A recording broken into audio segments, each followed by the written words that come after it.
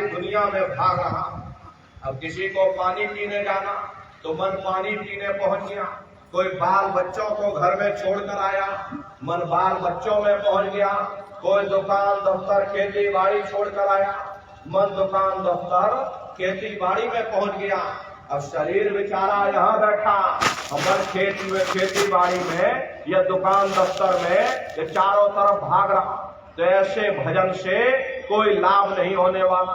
अरे जिन्होंने मार मन डाला उन्हीं को सूरमा कहना, अब बड़ा बैरी ये मन घट में, इसी का जीत ना कटना। अगर दुनिया में कोई हमारा दुश्मन है वो केवल हमारा मन है। ये मन रूपी रावण कब मरेगा?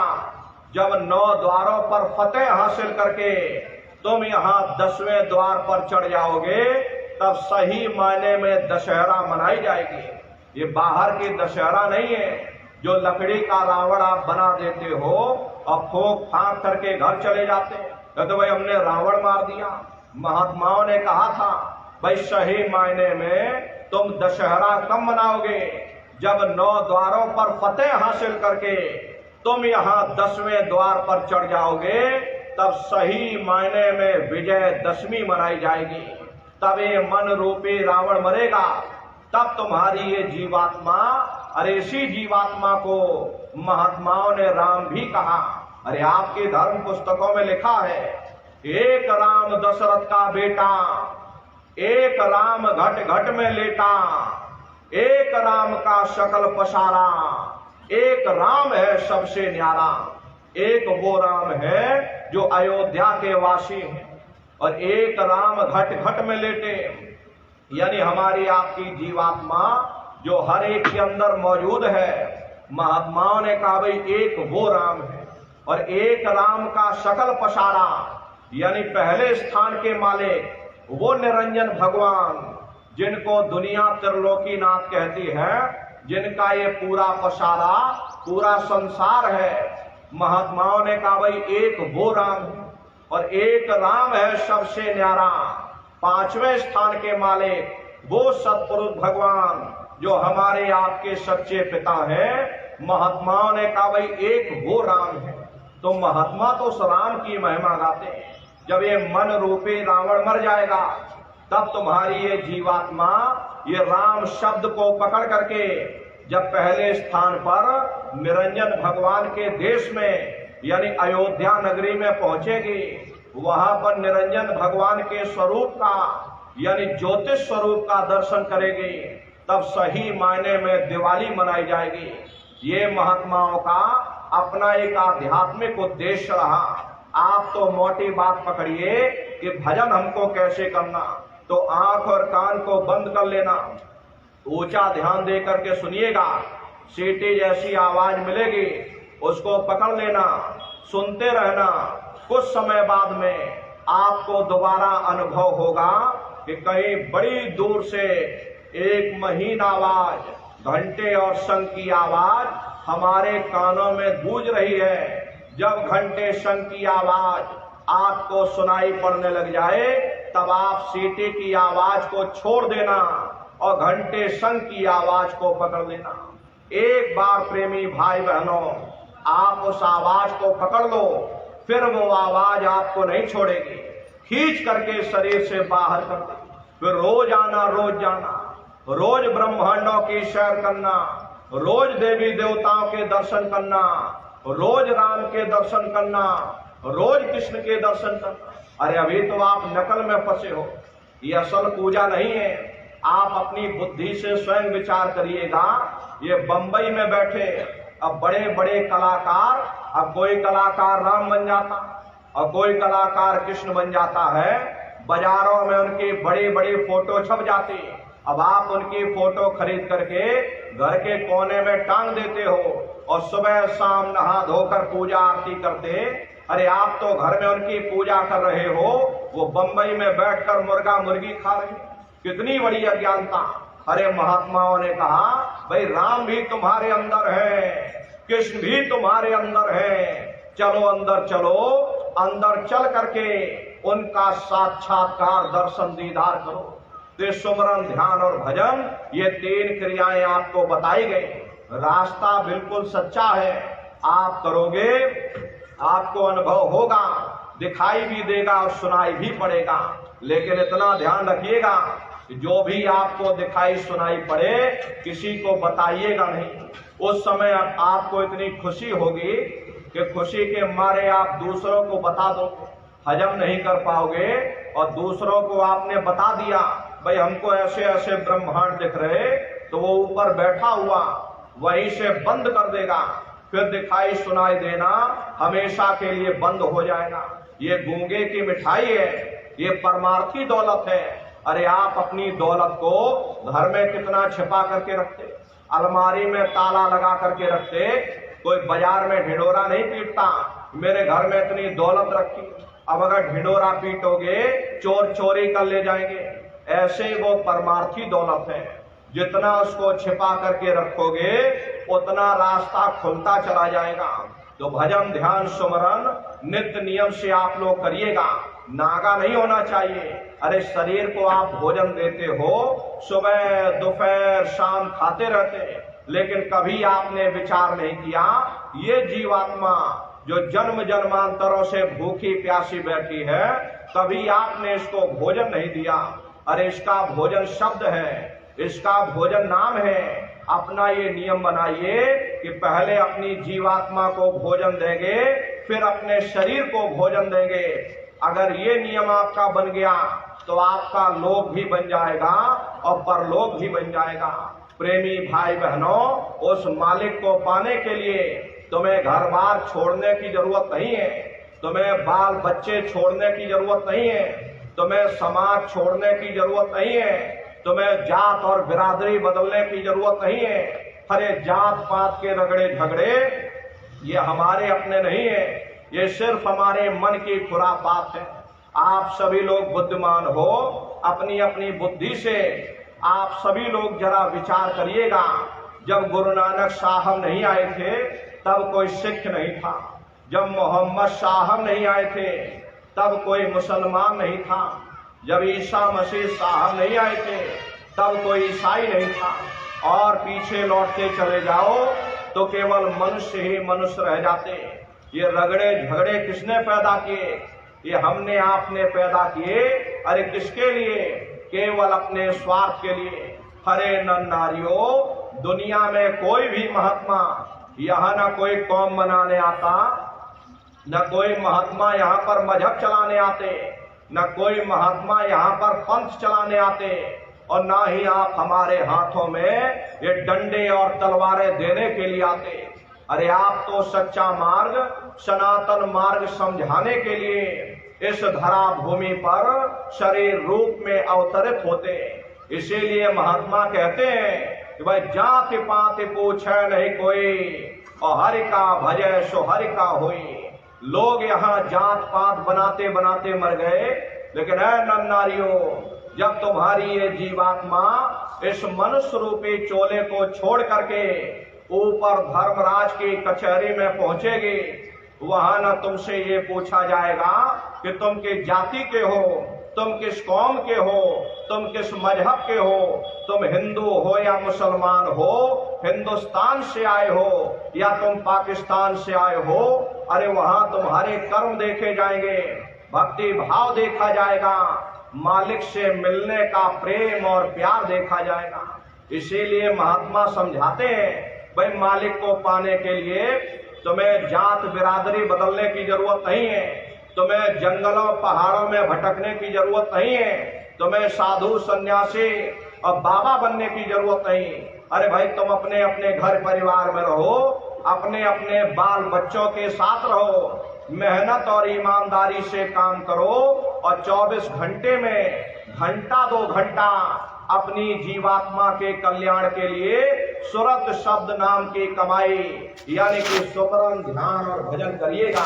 हरे प्रेमी भाई बहनों, यही दौलत तुम्हारे काम आएगी, बाकी सब यही पड़ा रह जाएगा। बड़े बड़े राजे महाराजे आए, सारी जिंदगी उन्होंने किला बनाते बनाते गुजार दिया। आज उनके किलों को जाकर देखो, खंडहर बने पड़े हुए। विश्व विजेता सिकंदर सारी दुनिया पर राज करने का ख्वाब देखता था, वो भी मुट्ठी खोल करके चला गया। कोई क्या साथ लेकर जाएगा? जो चीज तुम्हारे साथ में जाने वाली वो केवल मालिक की भक्ति है। इसलिए वो दौलत कमा लो जो अंत समय में तुम्हारे काम आवे। आगे के लिए भी विचार करो। अरे प्रेमी भाई बहनों, आप लोग कहीं नात रिश्तेदारी में जाते हो तो पूरा बंदोबस्त करके जाते हो। यहाँ भी सत्संग सुनने आए हो, पूरे बंदोबस्त के साथ आए होगे। भाई कहाँ पर सत्संग हो रहा, हमको सत्संग सुनने कहाँ जाना है? साइकिल से जाना है या मोटरसाइकिल से जाना? रास्ते के लिए क्या क्या सामान ले जाना? गर्मी का मौसम है, एक ठंडे पानी की बोतल भी साथ में ले जाना।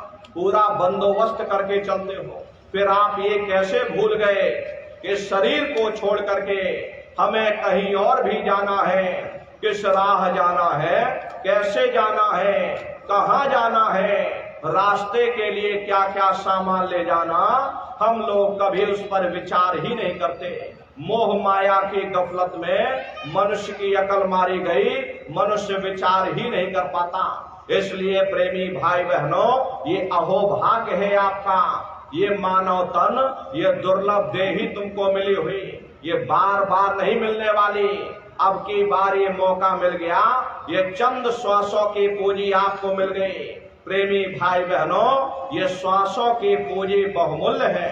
जो श्वास एक बार निकल गई दोबारा आने वाली नहीं है। हम लोग कहते हैं कि हमारी उम्र बढ़ रही, अरे आपकी उम्र बढ़ नहीं रही, आपकी उम्र दिन प्रतिदिन घटती चली जा रही।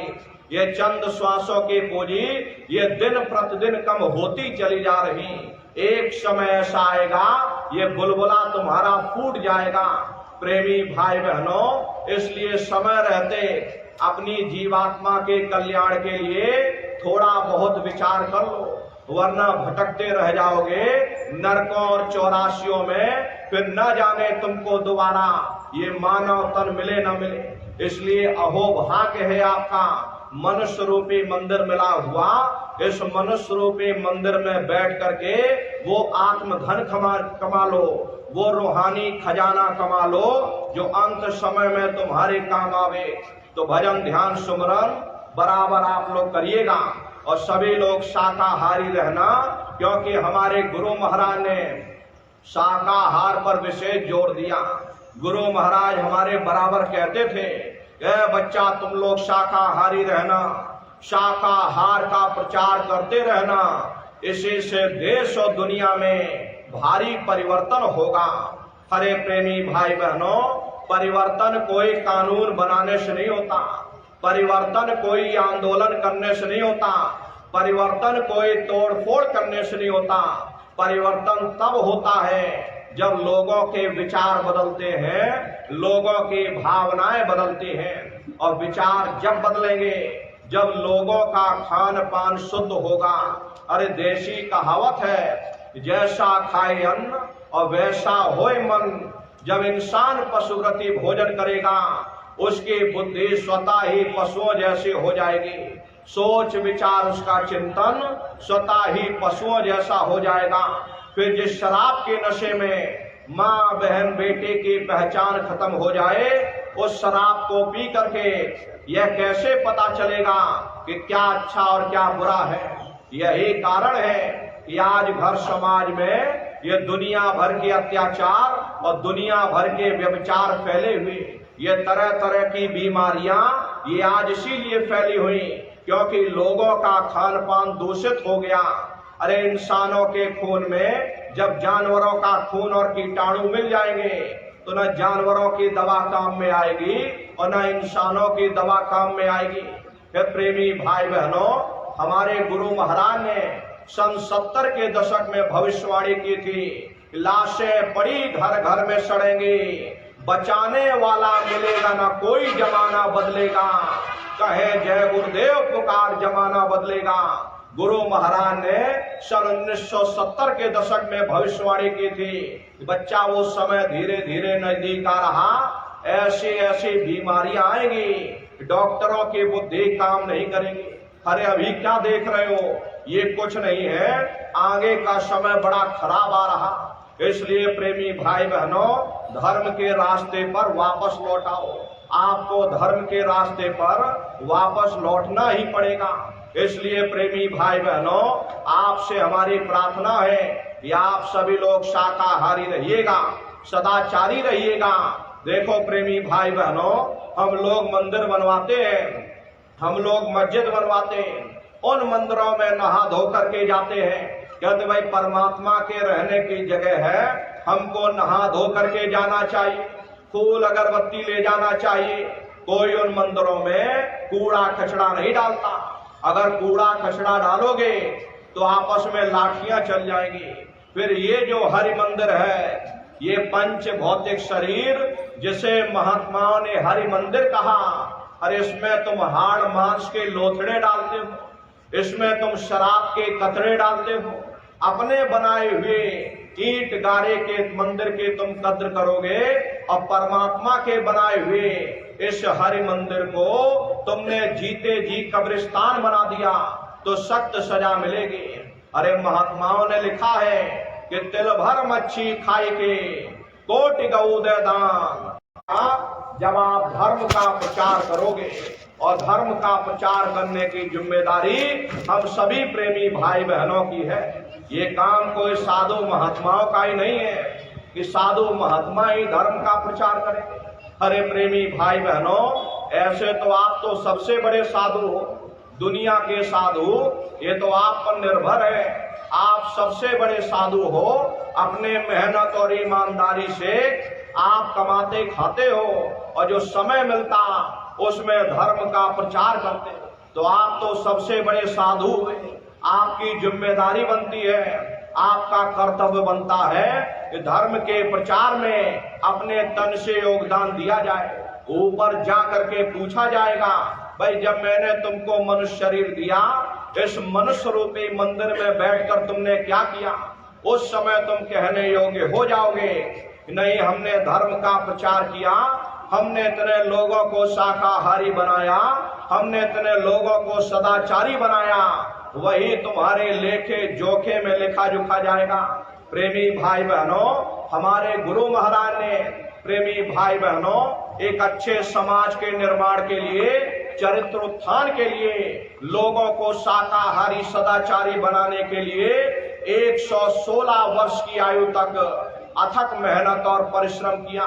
प्रेमी भाई बहनों, उसी परिश्रम का ये परिणाम है और लाखों करोड़ों लोग गुरु महाराज की आवाज पर लोग अपना शाकाहारी और सदाचारी जीवन व्यतीत करते, भगवान का भजन करते, मेहनत और ईमानदारी से कमाते खाते हैं। हरे प्रेमी भाई बहनों, आपसे हमारी प्रार्थना है कि आप सभी लोग भी मेहनत और ईमानदारी से काम करना, शाकाहारी रहना, 24 घंटे में घंटा 2 घंटा अपनी जीवात्मा के कल्याण के लिए वो मालिक का धन, वो रूहानी खजाना कमा लेना। सभी लोग शाकाहारी रहिएगा। देखिए हमारे गुरु महाराज ने अपने गुरु की याद में मथुरा आश्रम पर इतना विशाल मंदिर बनवाया। गुरु महाराज बराबर कहते थे, ए बच्चा, मंदिर का जीता जागता देवता अरे वहां पर बैठ करके बरकत बांट रहा। आप लोग आइए, वहां कोई रुपया पैसा नहीं चढ़ाया जाता, कोई चंदा चुटकी नहीं। अरे आप लोग आए, मंदिर के देवता के सामने अपनी एक बुराई को चढ़ा दीजिए। वहां पर बुराई चढ़ाई जाती है कि हम आज से मांस मछली नहीं खाएंगे, हम आज से अंडा शराब का सेवन नहीं करेंगे, हम आज से झूठ नहीं बोलेंगे, हम आज से किसी को धोखा नहीं देंगे। आप अपनी एक बुराई चढ़ा दो, आपकी एक मनोकामना पूरी होगी। ऐसा वरदानी मंदिर गुरु महाराज ने अपने गुरु की याद में मथुरा आश्रम पर बनवाया।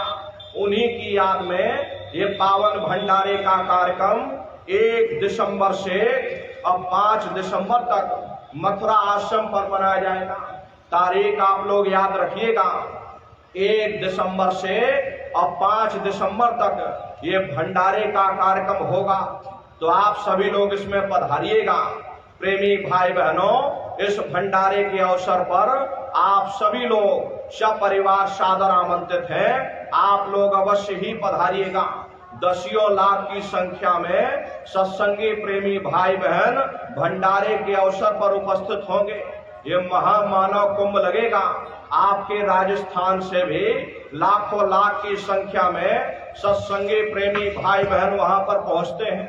हजारों हजार की संख्या में भंडारे लगाए जाते हैं। अपना आश्रम कम से कम 7-8 किलोमीटर की एरिया में बना हुआ।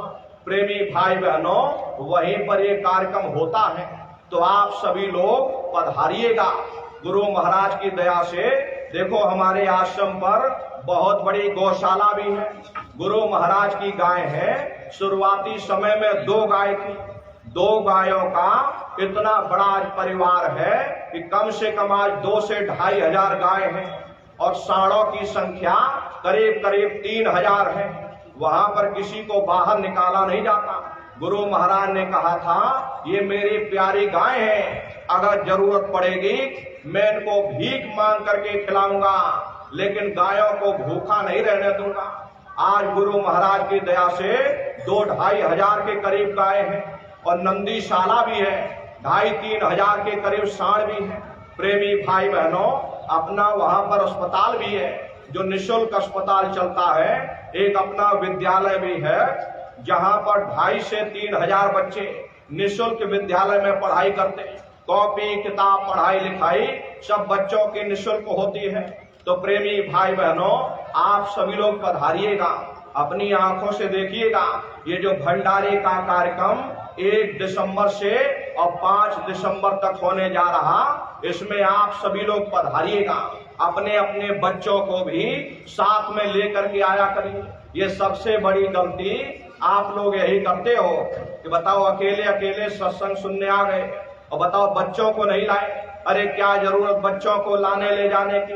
अरे बच्चे छोटे हैं, इनको घर में रहने दो, इनको पढ़ाई लिखाई करने दो।